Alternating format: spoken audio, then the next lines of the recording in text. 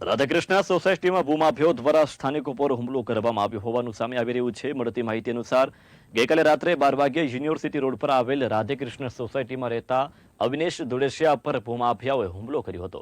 આ હુમલા અવિનેશ ધુડેશિયા સહિત 4 લોકોની ઇજાઓ પહોંચતા સારવાર અર્થે ખસેડવામાં આવ્યા છે।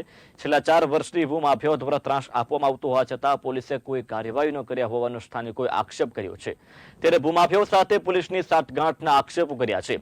હુમલા અને પથ્થરમારાની ઘટનાની માલજાની તથા પોલીસ ઘટનાસ્થળે દોડી ગઈ હતી। આ અંગે રાજકોટ ઝોન 2 ના ડીસીપી મનોહરસિંહ જાડેજાએ જણાવ્યું હતું કે ટોળાએ પથ્થરમારો કરેલ છે। બંને પક્ષની સામસામે ફરિયાદ લીધેલ છે।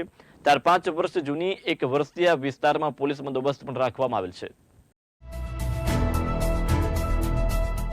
કાલે રાત્રે અમારી સોસાયટીમાં બનાવ બન્યો, જેમાં મારા પપ્પાને માથામાં ઈંટનો ઘા લાગ્યો, જેનાથી અત્યારે ખૂબ જ સિરિયસ છે। હોકાટ હોસ્પિટલમાં આઈસીયુમાં દાખલ છે, હેમરેજ થઈ ગયું છે। કાલ સવારે એને થઈ જશે કાંઈ, તેનું જવાબદાર કોણ? કેમ કે આની પાછળ પોલીસ તંત્ર પૂરું સંડોવાયેલું છે। કોઈ પણ જાતની અમે ફરિયાદ કરી છીએ તો એની પાછળ કોઈ જાતની કાર્યવાહી નથી થતી। ફરિયાદ કર્યા બાદ એક પણ પોલીસની ગાડી કે એક પણ પોલીસનો કર્મી અમારી સોસાયટીમાં તપાસ કરવા માટે આવતો નથી કે કઈ રીતે ઘટના બની, કયા વ્યક્તિ દ્વારા તમારી સાથે આવી રીતે ગુનો થયો છે, કોને છેડતી કરી છે, કોને ગાળ દીધી છે, કોઈ જાતનું કાંઈ થતું નથી। અમે પોલીસ પાસે જઈને અરજી કરવા માગી છીએ, ત્યારે અમે એફઆઈઆર લખાવવા માગી ત્યારે એમ કહી કે આ 4 વ્યક્તિ છે અને એ લોકોનું નામ લખો કે એ લોકો ભૂમાફિયા છે, તો એ લોકો ના પાડી દેશે કે હું એફઆઈઆર ના લખું, ભૂમાફિયા હું ના લખું, તમારું નામ લખીશ, બસ ત્યાંથી એ અરજી ઊભી રહી જાય છે। ત્યાંથી કોઈ આગળ કાર્યવાહી નથી થતી। એ લોકો અમારી માંગી છે કે એસઆઈટીને બેસાડવામાં આવે, આ પૂરેપૂરા જે પણ ગુનો અમારી સાથે થાય છે એની ઉપર એસઆઈટી બેસાડવામાં આવે, કેમ કે અમને આ લોકલ પોલીસ, મુન્સ્કા પોલીસ સ્ટેશન, રાજકોટ પોલીસ કોઈ ઉપર ભરોસો નથી, બધા જ ફૂટેલા છે।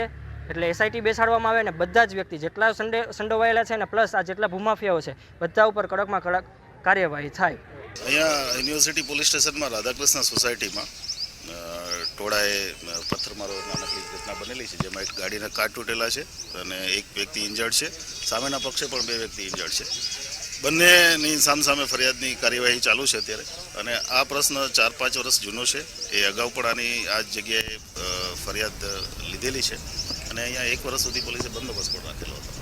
એક વર્ષ કન્ટિન્યુઅસ અહીંયા બંદોબસ્ત રાખેલો છે અને ત્યાર પછી વચ્ચે કોરોનાની કામગીરીને લીધે જે પોલીસની ઘટ પડી એને કારણે બંદોબસ્ત ટેમ્પરરી હટાવેલો, પણ પાછો અમે આજે બંદોબસ્ત અને અહીંયા પોલીસની હાજરી એન્શ્યોર કરી દીધી છે।